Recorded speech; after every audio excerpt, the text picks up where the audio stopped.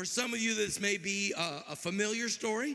For some of you, this may be a new story. We're going to dive deep for 6 weeks looking at one story. So we're going to get really deep into this story. And my prayer for you is that each week you find something new, or you find an aha that God had planned just for you. If you have a Bible, or if you want to open your Shiloh app, and there's a Bible on your Shiloh app, go to Luke 15.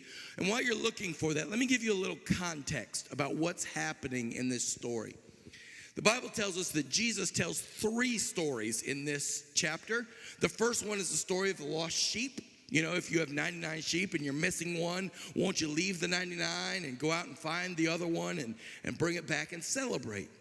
And then Jesus tells a story of a lost coin, where a widow has this coin and she loses it. And does she not light a lamp and look everywhere in the house until she finds it? And then when she finds it, she invites the neighbors over to celebrate. And then Jesus tells the story of the prodigal son. Now, you got to also know who Jesus was talking to when he told this story. Because in Luke 15, the very first verse tells us that on one side of Jesus was the tax collectors and sinners, right? These were the them folks. These were the undesirables. These were the people we look down on. These were the people who you don't associate with in polite company, right? These were them. And Jesus was hanging out with them. On the other side was the Pharisees and the religious leaders. And Jesus was also hanging out with them. And so he had this two audiences right here in front of him. It's the tax collectors and sinners on this side, and the Pharisees and the religious folks on this side. And he tells the story of the prodigal son to both of them. That word prodigal, let me give you a little clue as to what that means. We don't use it a lot outside of church or outside even of this story. But the word prodigal literally means spending money or resources freely and recklessly, being wastefully extravagant. So if you know the story, it makes some sense. But I want you to also focus on the second definition. Having or giving something on a lavish scale. If you're familiar with this story of the prodigal son, your first thought goes to the younger son that we'll meet in just a moment. But I want to encourage you to ask the question, maybe this isn't just the story of the prodigal son. Maybe this is the story of the prodigal family. And that this entire family was caught up in this reckless, wasteful, extravagant, lavish kinds of giving and taking. So that they are all a little prodigal. So if you got your Bibles, go to verse 11, chapter 15. And let me kind of walk you through this passage. Jesus says, there's a man who's 2 sons. The younger one said to his father, "Father, give me my share of the estate."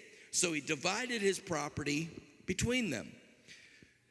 Now, let me give you a little history of what's going on here in this day and age. In Jewish culture in the first century, the oldest son would have gotten a 2/3 share of the parents' inheritance, the father's inheritance, when the father died. The rest of the children, the rest of the sons, would have split up the last 1/3. So if there's 2 brothers, the older gets 2/3, the younger gets 1/3. But nobody gets anything until the father dies. And that's just kind of the way culture works. So I need you to put yourself in Jesus' audience.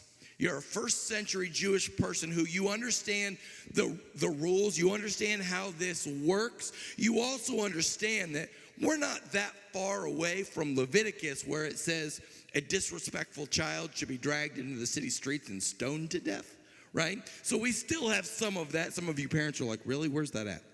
Right? I see you. And so here comes this younger son. And in essence, what he's saying is, Dad, I wish you were dead.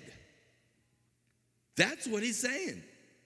I want my money. I want it now. I wish you were dead. I'm not interested in a relationship with you. I don't want to wait any longer. I wish you were dead. And Jesus' audience on both sides would have been shocked by the disrespect and the audacity shown by this child. They would have been equally shocked at the father's response. Because a good father in that day would be like, shut up and go away, right? But this father didn't. This father gave it to him. He gave him what he asked for. He divided his inheritance between him and gave this younger son what he was looking for. So when prodigal means to give lavishly, the father now is also prodigal family member. Verse 13, it says, not long after that, the younger son got together all he had and set off for a distant country where he squandered his wealth on wild living. Now, if you want to have a good time, get about 10 different versions of the Bible and look up that word wild living in all 10 versions of the Bible. Fascinating what others have decided. I'll just let your imagination, but suffice it to say, it's kind of one of those what happens in Vegas stays in Vegas kinds of moments, right? It is this, he went and just partied it up. This is where the word prodigal comes from in this story most often. But it's not just the son, but also the father's willingness to give him the money. Verse 14, after he had spent everything, there was a severe famine in that whole country, and he began to be in need. So he went and hired himself out to a citizen of that country, who sent him to his fields to feed the pigs. He longed to feed his stomach with the pods that the pigs were eating, but no one gave him anything. Now, if you are a first century Jew hearing Jesus tell this story, this is what rock bottom looks like. This is what you can't go any lower looks like to you. Not only do you have to hire yourself out to be the servant of a foreigner, but now you're taking care of the most filthy animal in all of your religion. You're feeding pigs. And you long to fill your stomach with the food that the pigs are eating. Everybody in Jesus' audience would have been like, man, that's bad. This is a bad day for this guy. Verse 17. When he came to his senses, he said, how many of my father's hired men have food to spare, and here I am starving to death? I will set out and go back to my father and say to him, Father, I have sinned against heaven and against you. I am no longer worthy to be called your son. Make me like one of your hired men. So here this son, I love the phrase, came to his senses, right? You ever been doing something stupid and you just go, what was I thinking, right? And it's usually on the back end when trouble starts hitting. It's usually when the famine hits. It's usually when you're in trouble. It's usually when the police come knock. It's those types of moments where you go, wow, that was really stupid. And this younger son comes to his senses and says, oh my gosh, this is ridiculous. I'm starving to death here, and my father's servants are throwing away food. So he hatches a plan. And the plan has two parts. Part one, I'll go to my father and apologize. Right? I have sinned against heaven and against you, right? I'll just throw myself on the mercy of the court. I'll say I don't deserve anything. Part number two to the plan is, Dad, you don't have to take me back as a son. You don't even have to give me any more inheritance money. Just hire me. Just give me a job. Just let me eat what your servants eat. Let me be like one of your hired people. I don't even need to be your son any longer. And so he hatches this plan that he thinks will win over his father, that he thinks will be good enough to get him back in at least some good graces. Verse 20. So he got up and went to his father. But while he was still a long way off, the father saw him and was filled with compassion for him. He ran to his son, threw his arms around him, and kissed him. At this moment, when Jesus says this to his audience, everybody was like, oh, no, he didn't. Right? That just doesn't happen. That's just not possible. Wait, are you trying to tell me that this father not only enabled this son one time by giving him money he shouldn't have had, but now he's not even going to hold him responsible for his bad behavior? Now he's not even going to hold him accountable, and he's just going to forgive him? This is ridiculous. Everybody in Jesus' audience would have been thinking, this just can't happen. And Jesus describes the Father as being filled with compassion. And I love that word, because the word compassion in Hebrew, it's the word hesed, or unfailing love. In Greek, it's this abiding agape kind of love, this love that never compromises, that never gives in. And the Bible tells us that this father does this audacious, extravagant, lavish thing by hugging and kissing his son. Verse 21, the son said to him, Father, I've sinned against heaven and against you. I am no longer worthy to be called your son. But the father said to his servants, quick, bring the best robe and put it on him. Put a ring on his finger and sandals on his feet. Bring the fatted calf and kill it. Let's have a feast and celebrate. For this son of mine was dead and is alive again. He was lost and is found. So they began to celebrate. Now remember, the son had a two-pronged plan, right? Part one, apologize. I'm no longer worthy to be called your son, right? Right, I've sinned against heaven and against you. Part two was to get the whole kind of I'll be a servant rather than a son thing. The son doesn't even get to get part one all the way out of his mouth before the father interrupts him. Before the father says, no, I don't want to hear any of that. I want you to hear that you are forgiven. And this father goes even further. He says, bring a robe and put it on him. A robe would have been a sign of honor. So this disrespectful and act that he had done was now gone from ridicule to respect. He'd given him his honor back. He gave him a ring, and the ring would have been like a signet ring, a family signet ring that you could put into wax, and that's been how you would have traded currency and finances would happen. This was dad giving him the family credit card. This was him restoring trust to him. I know you just blew your entire inheritance, but I trust you. He put sandals on his feet, which is a sign of restoration, saying, you will not be a servant of mine. You will be a son in my house.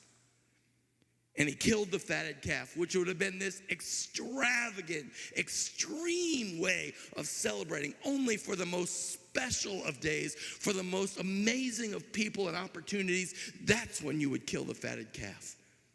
And this is what the father did for this son. And I want you to know it's at this point that Jesus' crowd split in two. Up to this point, they were kind of on board together. They were shocked together. They were angry together. But at this point, the tax collectors and the sinners start thinking, man, I wish somebody would love me like that.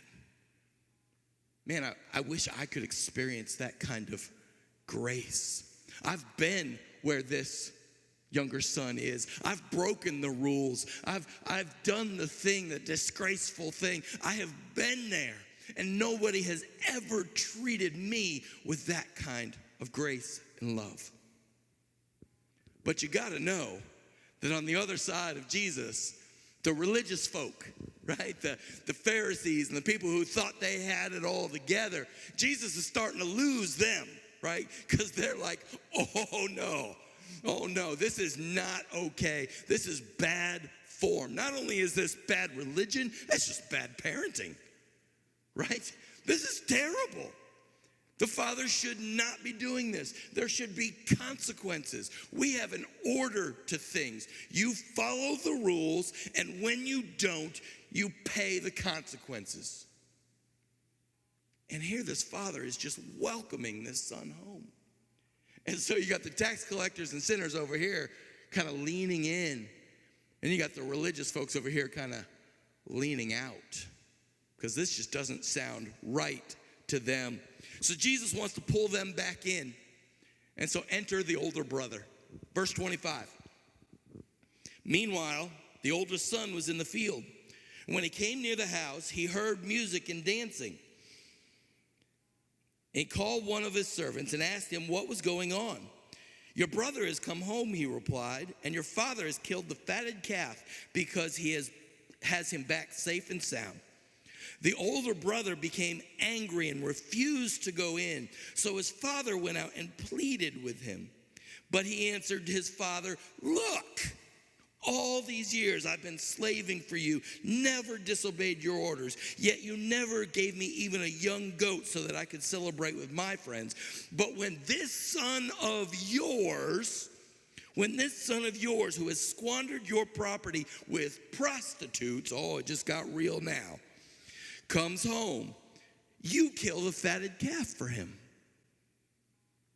And all of a sudden, the religious folks over here, the Pharisees, they're all going, it's about time somebody taught this guy how to parent. It's about time somebody taught this guy what it looks like to hold people accountable. It's about time, and the religious folks are like, yeah, finally somebody said what needs to be said. Because these folks were beginning to think that Jesus was telling a story that just wasn't fair. And he was. And he was. Jesus goes on, verse 31. My son, the father says, you are always with me, and everything I have is yours.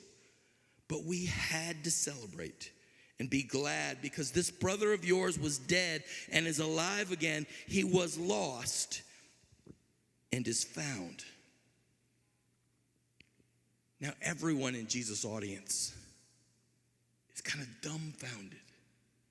Because here Jesus is telling the tax collectors and sinners that God's love is big enough for you. And here Jesus is telling the religious folks, listen, I know you're doing everything right, and I'm not taking any of that away from you.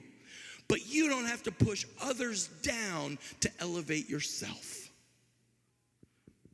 God's love is big enough for you. And look what Jesus does with the language. So, and the brother is arguing with his dad. He calls him this son of yours, right? I'm out. I don't want anything to do with this guy. But when the father speaks, he says, no. He's a brother of yours. What does it look like for us to love as Jesus loved? To welcome our brothers, our sisters, all of those, no matter where they are, into the fold of God. And to recognize that there is enough room in God's heart for you and you and you and you and even Pastor Brent. I know, I'm a little surprised myself, but that's what the Bible says. So over the next 6 weeks, we're going to be looking at all kinds of different facets of this story and how it relates to your journey. But today, I want to just take a minute and to talk about the problem that started this whole thing in the first place. And it's the issue of discontent. You ever felt discontented? You know what I mean? You're just like, ugh, how long am I going to have to put up with this? When can I move on? This is agony, right? Discontent is not only an issue that the younger brother dealt with. It's the whole reason why he said, I want what's mine and I want it now. Because I'm not content to wait. I'm not content with what I currently have. I want more and I want it sooner. I believe that discontent is not just a Bible issue, but it's a society issue that affects all of us. Every single one of us. It's the consequence of our worship of capitalism, and it is the addiction to more. Discontent affects all of us. So we end up sacrificing today for the hope of something better tomorrow, or we miss out on what's right here in front of us for something we can't yet see. We ignore what's in our hand for some idealized dream of what could be. And we live in the if and when. You know what I mean when I say the if and when, right? You've all done it. If I get that raise, then I'll be happy. When I get that promotion, then everything will be right. If I had a better relationship, then things would be awesome. When I reach that goal, then I'll really start to live. The younger son was struggling with discontent, and he was willing to sacrifice everything he had for some idealized version of the future. He gave up his family, he gave up his reputation, his honor, he gave up his safety and security, he gave up his community, all for something he never could get his hands on in the first place. Now, my dad is one of the smartest guys I know. He's a pastor, and I've learned most of what I know from my dad. And one of the things he told us as kids was, if the grass is greener on the other side, chances are the water bill's higher and it's covered in manure. I'm just saying. When he was trying to talk to us about contentment, you know, we always want to go there or look that, or if I could just get there because that looks so nice. But then we get there, and it's a moving target, isn't it? This week, our United Methodist women shared with me a little drama they did in one of their meetings, and it was based on a YouTube video that they saw. And they came into my office and they said, Pastor Dave, you gotta see this thing. We think this describes so many people in our church and so many people in the church today. So I told them I was gonna show it to you. Watch this. So, tell me, Luann, how did that program in your church turn out last week? Oh, it turned out very well, actually. But, you know, I've been doing some serious thinking lately. About what? Oh, you know, just about switching churches. But, Luann, I thought you said you loved your church. Oh, I do, but it just doesn't seem to have everything I'm looking for in a church anymore. But I thought you said your church had the best choir in town. Oh, we do have a fabulous choir, but our Sunday school department sure needs lots of work. Did you hear this lady behind me? She said that their church has a fabulous choir. All my church focuses on is the Sunday school department. I mean, we do have the best Sunday school in the state, but our choir leaves a lot to be desired. And you know, it's not just our Sunday school department that needs work, it's our women's ministry too. You don't have any women's ministries? Not to speak of. This lady needs to count her blessings. My church has so many women's ministries, I don't even get a moment's rest. Did you hear that lady behind me talking about her church and all the women's ministries it has to offer? But what's really lacking at my church is a good youth program. Well, that's just one thing I could say. We've got a great youth program. Our youth department's always been good. She said that they have a great youth program. Our youth department, it's a disaster. We really have never had anything going on. Our youth are always on the go. I'm sure that their children's church program is fantastic, too. Our children's church program is fantastic, too. What did I tell you? Well, our services at church are just too short. Well, our services are too long. And we never have any guests because of singing groups. It just gets tiresome. We're always having guest speakers and singing groups. It gets tiresome. And we never have any socials. We have so many socials. Why, I'm potlucked out. And that one behind me just don't know how good she's got it. This lady behind me just doesn't know how good she's got it. I'd sure like to go to her church. I'd sure like to go to her church. Oh, am I done? Mm-hmm. Finished? Mm-hmm. Okay. Grace? Luann? Do you two each other. Well, of course we do. We go to the same church. Oh, look at your nails. You mean to tell me that these women have been talking about the same church this entire time? Well, that's unbelievable. You know what they say. Huh. The only perfect church is the one you don't attend. So I don't know what that means to you. I loved it that the women of our church came and said, Pastor, this discontent is so prevalent. If we don't find what we're looking for, we just bail and go somewhere else. If we're not seeing exactly what we're needing or wanting, we get this feeling of discontent in our lives and we just take off for some distant land. I think we struggle with contentment because we don't really know what the word means. We struggle with contentment because we think contentment means to settle for second best, or we think contentment means to give up on your dreams, or we think contentment means stay where you are, or we think contentment means to make do with what you have. But I don't think that's a biblical definition of contentment at all. As a matter of fact, the Apostle Paul gave us a perfect definition for contentment. In Philippians chapter 4, verse 11 through 13, Paul says this, I'm not saying this because I'm in need, for I have learned to be content, whatever the circumstances. I know what it is to be in need, and I know what it is to have plenty. I have learned the secret of being content. Don't miss that, church. The secret of being content in any and every situation, whether well-fed or hungry, whether living in plenty or in want, for I can do all things through Christ who gives me strength. I can do all things through Christ who gives me strength. So for Paul, contentment is not about settling. It's not about giving up. It's not about status quo. For Paul, contentment is about finding peace in your current circumstances while keeping your eye on what's next. It's about finding peace in your current circumstances while keeping your eye on what's next. Paul said there's a secret to being content, right? And I believe it's a secret because so many of us have missed it. So many in our culture have missed what it means to be content. And Paul gives us the key to this secret. I'm going to give it to you. You ready for this? Here's how you be content. I can do all things through Christ who gives me strength. I can do what kind of things?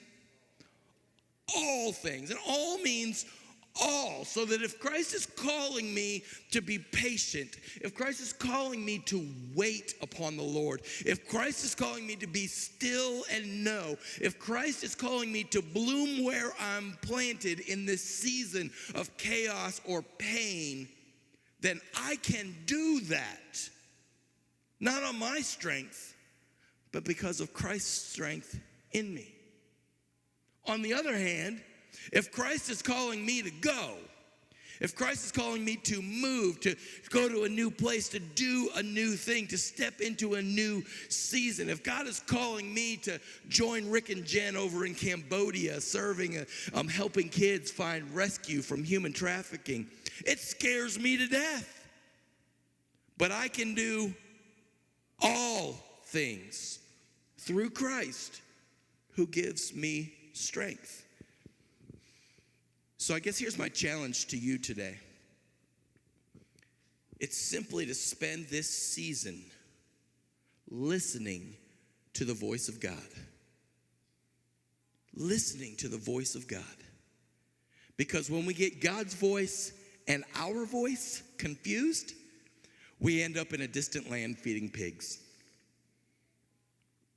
But when we hear the voice of God, whether God is telling you to stay or to go, whether God is telling you to be patient or to act, whether God is telling you to stay put or to move, whatever it is God's telling you, contentment comes from the clear knowledge that I can do anything God asks me to do, not on my own strength, but through Christ who gives me strength. And church, that's my prayer for you this season.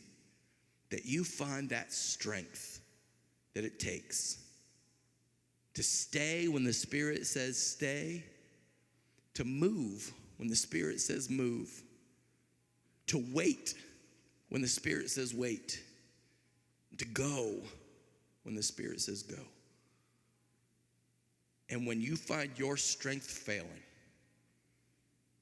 when you find discontent seeping in, I want you to invite you to rely on the strength of Christ and the strength of your church family as we seek God's help together. It's going to take all of us, isn't it? All of us. So I'm going to pray for you. Would you pray for me? Because I need you as much as you need me. God, thank you for the gift of your Spirit.